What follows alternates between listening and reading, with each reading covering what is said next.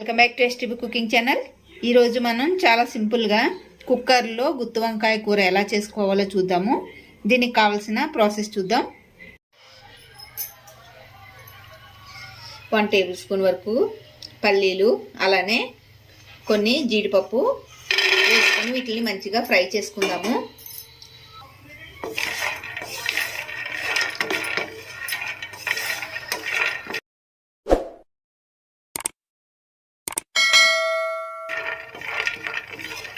ఇవి ఇలా కొంచెం ఫ్రై అయ్యేటప్పుడు ఇందులోకి 1 టేబుల్ స్పూన్ వరకు ధనియాలు, 1 టేబుల్ స్పూన్ జీలకర్ర, చెక్క, ఇలాచి, లవంగ వీటిని కూడా వేసుకొని ఫ్రై చేసుకుందాము.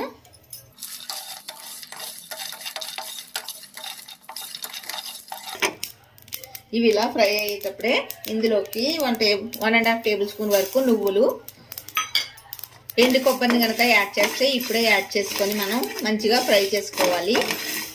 ఇవన్నీ మంచిగా ఫ్రై అయినాయి కదా, వీటిని ఇప్పుడు వేరొక ప్లేట్లోకి తీసుకుందాము. ఇవి ఇలా చల్లగా అయిన తర్వాత ఇప్పుడు మనం మిక్సింగ్ బౌల్ తీసుకొని ఇందులోకి మంచిగా మిక్సీ చేసుకోవాలి.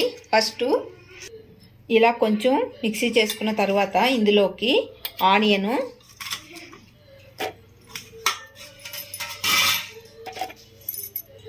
ఒక 2 చిన్న సైజు టమాటాలు కట్ చేసుకొని వేసుకుంటున్నాను. టమాటా ప్లేస్లో మనం కొంచెం చింతపండు పులుపునైనా వాడుకోవచ్చు, లేదనుకుంటే ఉత్తిగానైనా చేసుకోవచ్చు.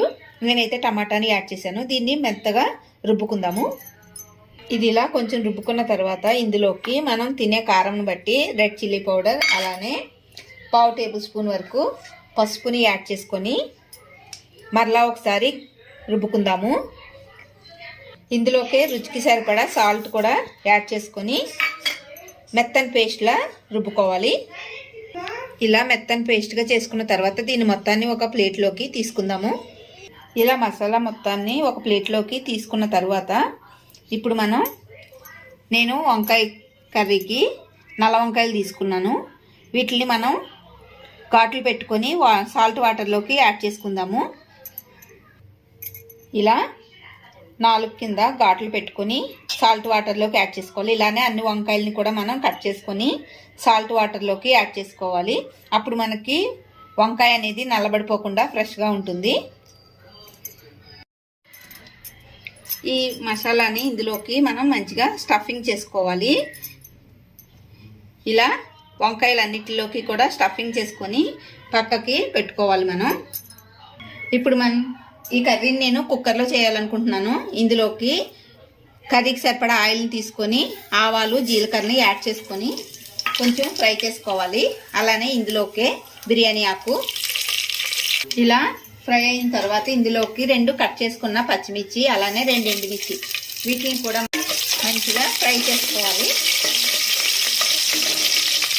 ఇవి ఇలా ఫ్రై అయిన తర్వాత ఇప్పుడు ఇందులోకి మనం ఆల్రెడీ స్టఫ్ చేసి పెట్టుకున్న వంకాయల్ని యాడ్ చేసుకున్నాము.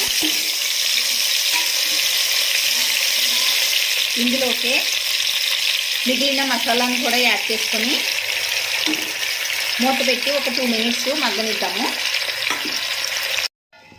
ఇవి ఇలా మంచిగా మగ్గేటప్పుడే ఇందులోకి ఒక 1/2 టేబుల్ స్పూన్ వరకు గరం మసాలా, అలానే కొంచెం కొత్తిమీర వేసుకొని ఒకసారి మొత్తాన్ని కలుపుకోవాలి.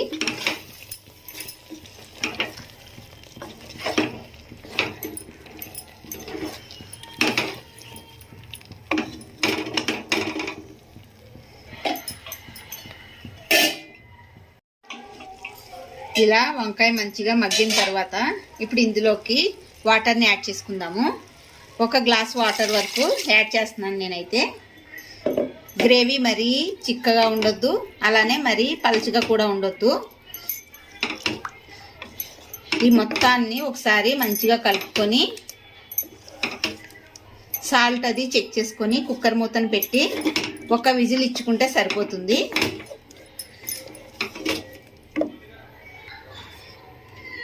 గ్రేవీ ఇలా ఈ కన్సిస్టెన్సీలో ఉంటే సరిపోతుంది. మరీ గట్టిగా ఉన్నా సరే మనకి ఉడికేటప్పుడు అడుగు అనేది పట్టుకుంటుంది. ఇప్పుడు మనం కుక్కర్ మూతను పెట్టి 1 విజిల్ ఇద్దాము. 2 విజిల్స్ తర్వాత కుక్కర్ మూత తీసి చూద్దాము. చూసారు కదా వంకాయ ఎంత మంచిగా ఉడికిపోయిందో. అంతేనండి. గుత్తి వంకాయ కూర మనం తక్కువ టైంలోని ఇలా కుక్కర్లోని చేసుకుంటే కనుక మార్నింగ్ టైము టిఫిన్ బాక్స్లో కూడా ఈజీగా పెట్టొచ్చు. రెసిపీ కనుక మీకు నచ్చినట్లయితే లైక్ చేయండి ఫ్రెండ్స్. అలానే ఇంకా ఎవరైనా మన ఛానల్ని సబ్స్క్రైబ్ చేసుకోకపోతే చేసుకోండి ఫ్రెండ్స్. Thank you.